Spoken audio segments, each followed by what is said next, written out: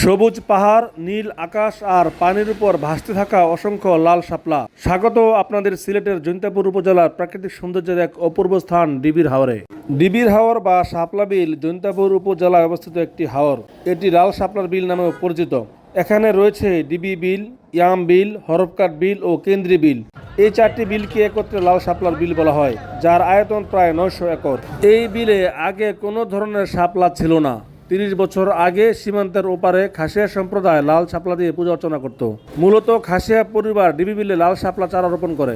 সেই থেকে এই বিল লাল শাপলায় পরিপূর্ণ হয়ে যায়। জৈন্তা রাজ্যের রাজা রাম সিংহকে এই হাওরে ডুবিয়ে মারা হয়েছিল। সেই স্মৃতিতেই নির্মিত 200 বছরের পুরাতন একটি মন্দিরও আছে সেখানে। ডিবির হাওরের অন্যতম আকর্ষণ হলো হাওরের পার ঘেঁষা পাহাড়ের সারি। হরফকাটা বিল ও ডিবি বিলের মধ্যে রয়েছে রাজা রাম সিংহের সমাধিস্থল।